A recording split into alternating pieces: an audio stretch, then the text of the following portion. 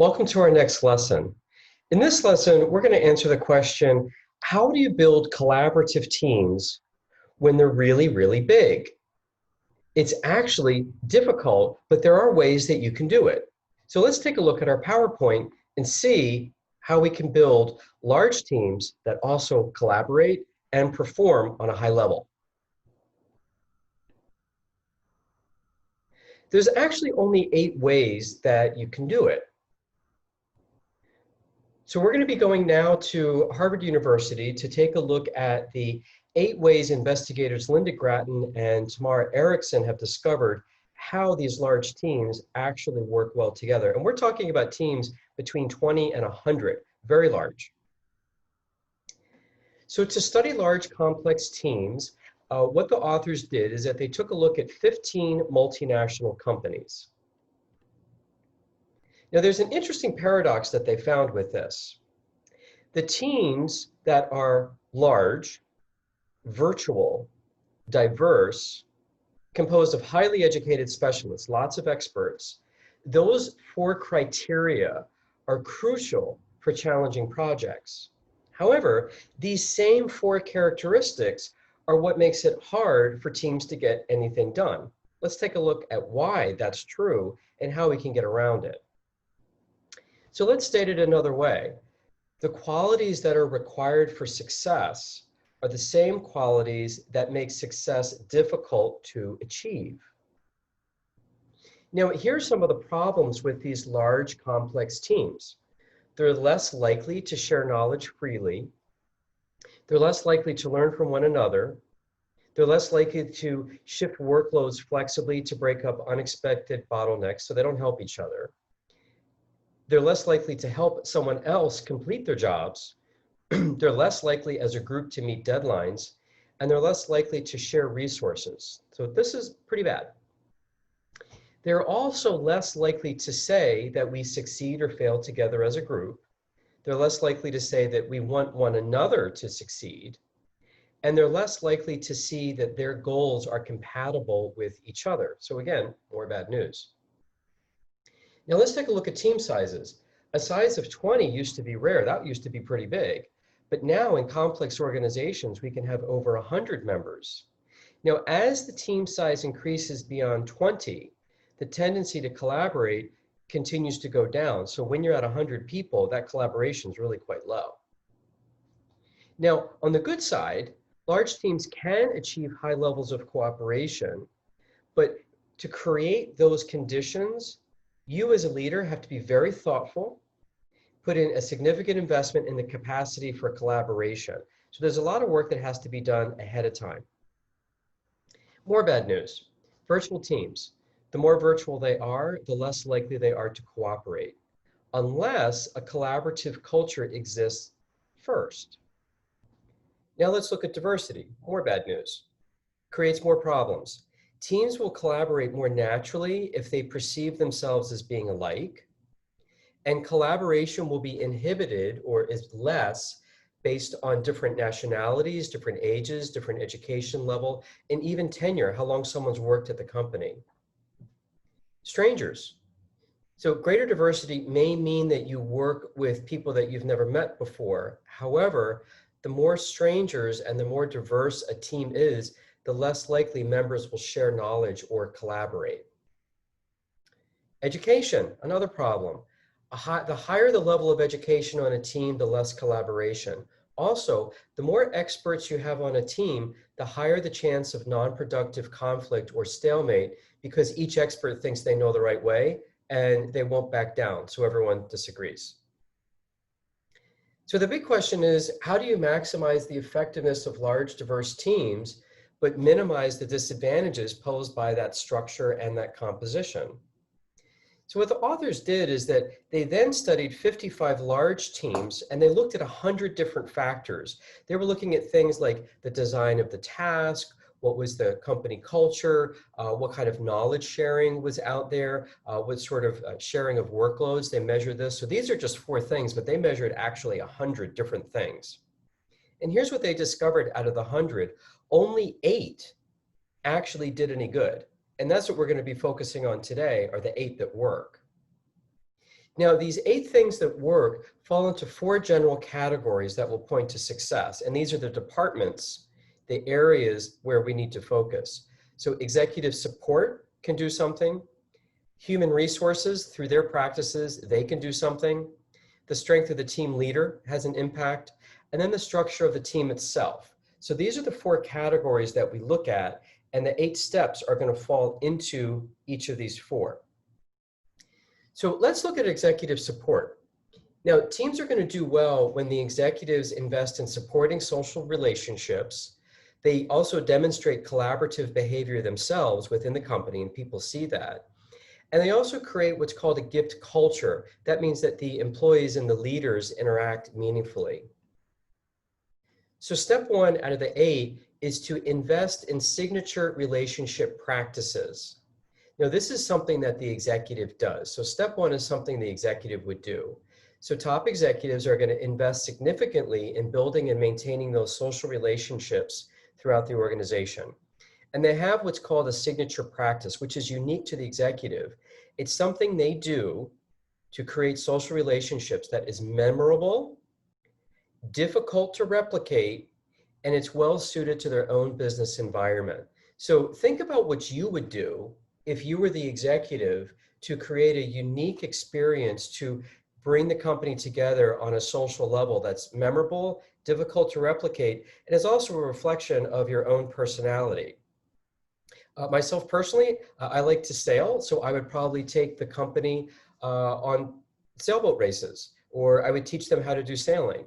Something that would be involved with sailing because I enjoy that, and that would bring people together because you're out on the ocean for a few hours at a time. It's a good chance to get to know each other. So that's what I would do, which is memorable. It's also difficult to replicate if you don't know how to sail.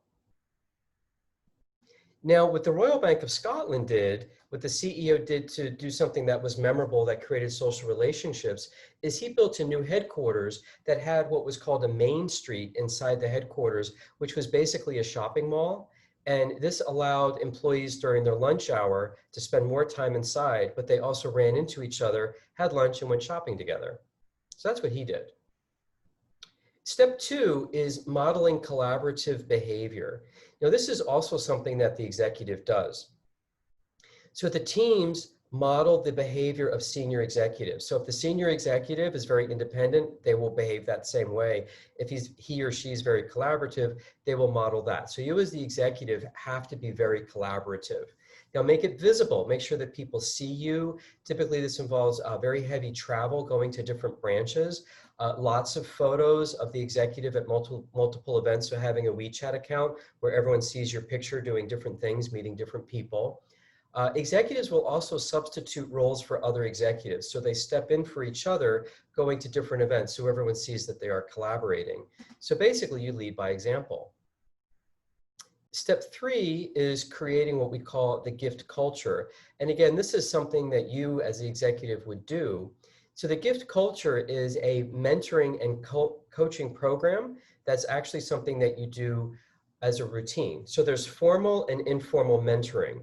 The formal mentoring could be a formal mentoring program where you have clear roles and responsibilities, where you meet with your mentor, the mentee may have homework. So this is a formal operation. But then there's also informal mentoring where throughout the everyday activities, you might pull someone to the side and give them some mentoring, some quick tips. So the informal mentoring creates more collaborative behavior, and the daily coaching creates more of a gift culture where you're giving the gift of knowledge. So you as the executive would always be coaching people when there's that opportunity. So the gift culture idea, this is something that you're welcome to use, and it was actually in the research that let's say that we have someone that we just hired to the company. You could create a list of all the employees that they should meet and why. So just the ones that you feel that would benefit them. Ask them to set up appointments to meet each other. And now you're making instant connections with the new hire and existing members of the company. Step 4 is making sure that everyone has the requisite skills. They have the right skills to do the job. And this is where human resources come in. And what the research shows, this is what doesn't work. Rewarding people based on individual achievement or rewarding them linked on a collaboration didn't have any big difference on productivity or innovation. So the way you paid them didn't really matter, whether it was individually or on a collaboration basis. But here's what does work. Training them in skills related to collaborative behavior. So training them how to appreciate others, training them how to engage in purposeful conversations, training them how to creatively resolve conflict, teaching them emotional intelligence, very important, teaching them how to network, also how to hold difficult conversations. How do you do that? Teaching them how to communicate the firm's strategy, how to influence others, persuasion is very important as well, and then how to build those healthy relationships. So this is where human resources comes in that can help. Step 5 is supporting a strong sense of community. Now here's what did work. By supporting a strong sense of community, they would sponsor events or create groups. So some groups that they would create would be like women's network groups. They might have cooking weekends. They could do tennis coaching, trying to really reinforce that friendly, family-like culture and creating policies and practices that encourage them. So I'd encourage you to think about what sort of network or activity or event would you want to have at your company to create that strong sense of community. Step 6 is assigning team leaders that are both task and relationship oriented. So this gets into basically the strength of the team leader. So now we're in section 3. So they found that the best leaders were both task as well as relationship oriented, and they changed their styles back and forth during the project based on what people needed. Now, in the early stages, it's really best to be a task-oriented leader. So give people really, really clear goals, make sure everyone has clear responsibilities, everyone knows what they're doing, they know what they're supposed to do, give them deadlines, make sure that they're accountable for those deadlines. So in the beginning, it's really task-oriented, and you're there to make sure that people are listening and behaving. Now, midway through or to the latter end stage of the group formation, you can become more relationship oriented. Now, this is where you're going to have to decide on your own whether people are really clear on what their responsibilities are they getting those responsibilities done? Are they meeting their deadlines? So when you see that the team is actually starting to form and come together, then you can move over into that relationship orientation. So again, once people have established those goals and their accountabilities, they know what's going on, the team is settled in, then you can be more of a relationship-oriented leader. But remember, you're going to have to toggle back and forth based on what's happening. And then step 7 is what's called building on heritage relationships. So this is where we get into the structure of the team itself. This is the 4th section. So you want to build on those heritage relationships. And a heritage relationship just simply means that the team has actually worked together before. Now, what's good about that is that they already know each other. We know their personalities. They like each other. They collaborate already. So they're already ready to go.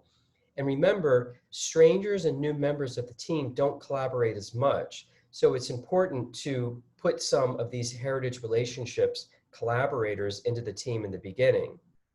And also remember that new teams require a lot of time to develop trust.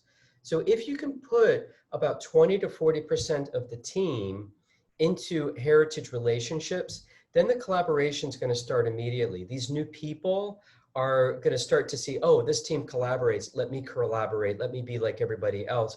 Also, these heritage relationship people can bring in the new person and say, hey, let us mentor you and show you how we do it so we can be effective. And then you get off to a really good first start. However, there's a beware here. Too many heritage relationships could actually disrupt collaboration.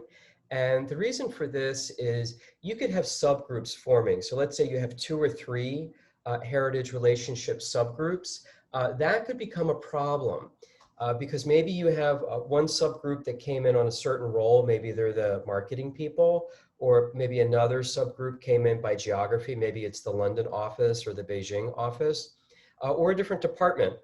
Perhaps it's someone from marketing.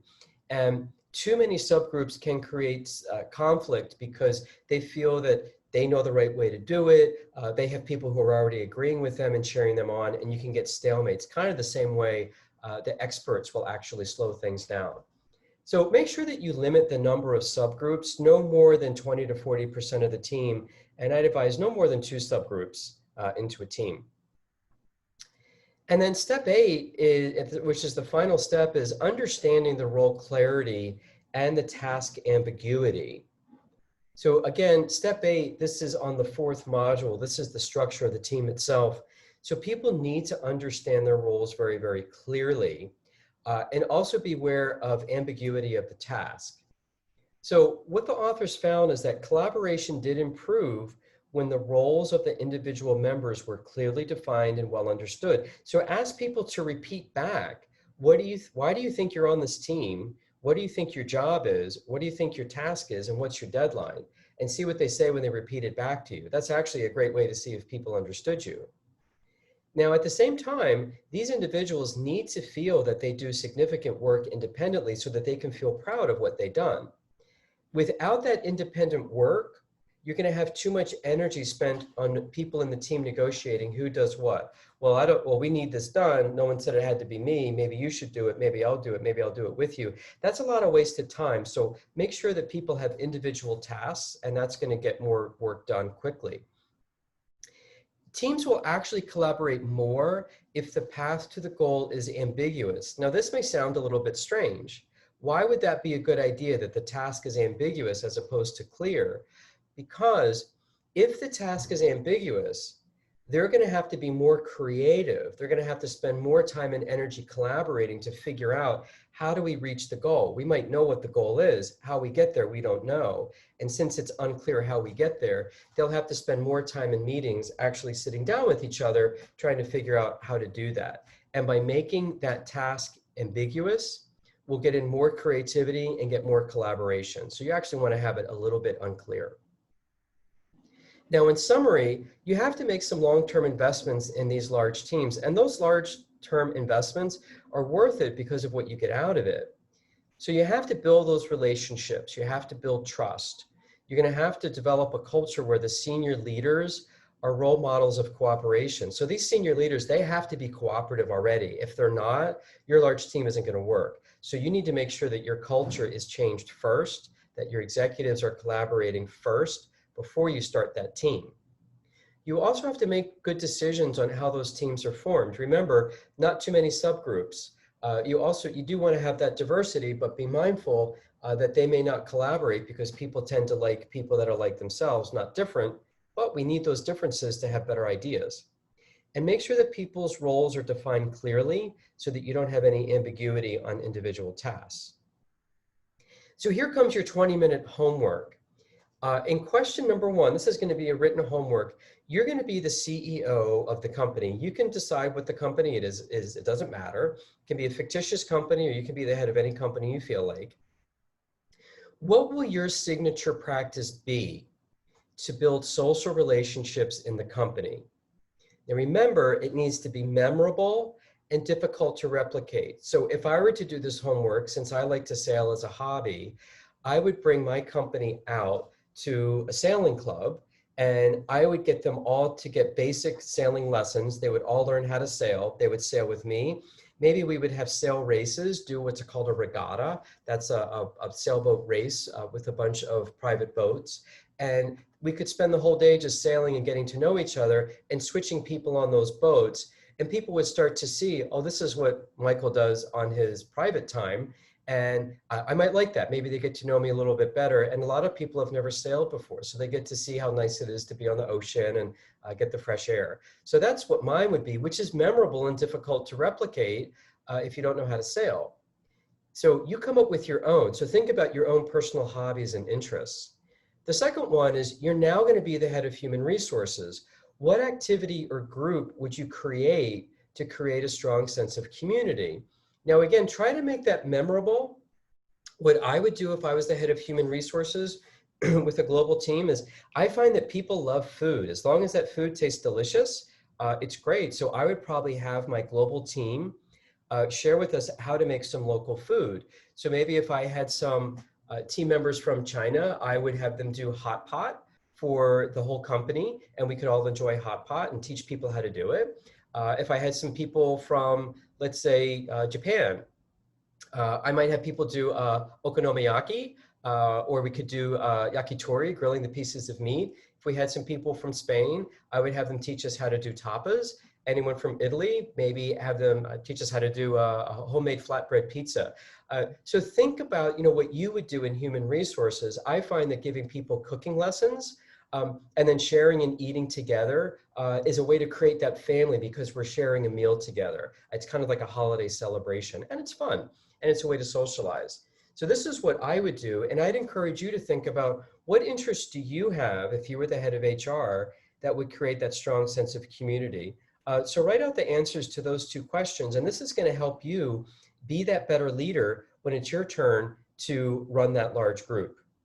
And again, when teams work, they can be absolutely amazing, and it's completely worth all the effort to put into them. So I'd encourage you to start working on what your signature is now so that when it is your turn to build that team, you'll be ready to go. And I'll see you at the next lesson. Take care.